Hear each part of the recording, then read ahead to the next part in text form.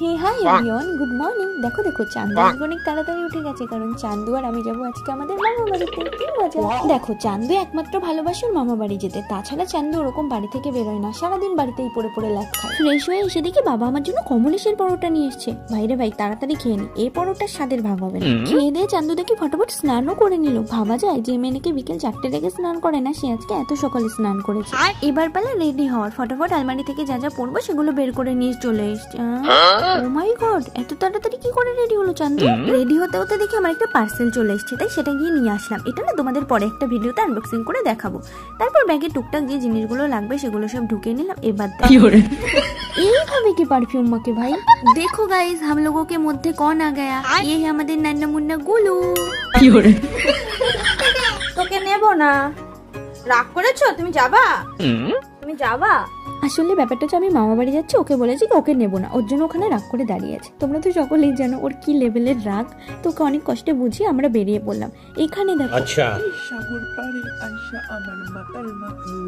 Guys, don't mind.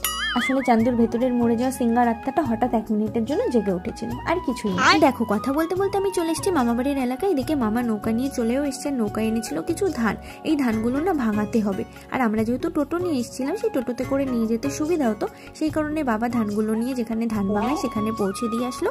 এদিকে মামা আমাদের একটু পার করে দিচ্ছিল। তারপর আবার এসে মামা বাবাকে নিয়ে যায়। সব বড় বড় গাছগুলো এরকম ডুবে গেছে। দেখো কি অবস্থা, এখানের মানুষজন যে কি অসুবিধার মধ্যে দিন কাটাচ্ছে কি বলবো। দেখো আমরা তো একদিনের জন্য এসেছি, একটু ঘুরবো ফিরবো, ভিডিও করবো, ব্যাস চলে যাবো। বাট এখানের মানুষজনের যে কি সমস্যা হচ্ছে। আমার মামা বাড়ির ফ্যামিলিরও দেখো, এখন কিন্তু আমি একটা রাস্তার উপর দিয়ে যাচ্ছি, মানে এটাই আমার মামা বাড়ি যাওয়ার রাস্তা। কি বলবে, চারিদিকে অঠাই জল। এটা ছিল আমার মাসির বাড়ি, পুরো ডুবে গেছে। আমার খুব খারাপ লাগছিল। আর দেখো জলের কিরকম স্রোত, আর এই যেই হচ্ছে আমার মামা বাড়ি। মানে বিশ্বাস করবে তোমরা, এই দেখো ঘরের এখানে এরকম ভাবে জল। সবাই সারাদিন ঘরে থাকে, গরু ছাগল মুরগি হাঁস, ওদেরও যে কি অসুবিধা হচ্ছে কি বলবো। তার সাথে মাঝে মাঝেই ঘরে বাইরে সাপ পোকামাকড়, আরো যে কত কিছু কি বলবো। বাড়িতে ছোট ছোট 3টে ভাই বোন আছে আমার। আজ থেকে কিছু বছর আগে আমার আরেক ভাইকে এই জলই কেড়ে নিয়েছে, কিন্তু কারোরই কিছু করার নেই। এইভাবেই সবটা মেনে নিয়ে বসবাস করতে হবে। গাইস দেখো 3টে, গাইস দেখো তাল।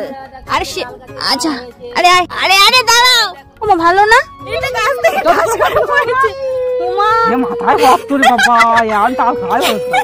ও ভয় পেয়ে গেছে, পুরো ভিজে গেছে। বাঁচ গেল। আমরা এতক্ষণ বলছিলাম যে যদি একটা পড়ে। বাবা বাড়ি আসার পর আমরা নৌকা নিয়ে একটু বেরিয়েছিলাম, বাট যা যা কাণ্ড হয়েছে কি বলবো। আরো অনেক কিছু হয়েছে, সবটাই এক ব্লগে দেখানো সম্ভব না, তাই তোমাদের সাথে পার্ট 2তে আরেকটা ব্লগ শেয়ার করব। তো চলো আজকের মতন এখানেই শেষ করছি, টাটা।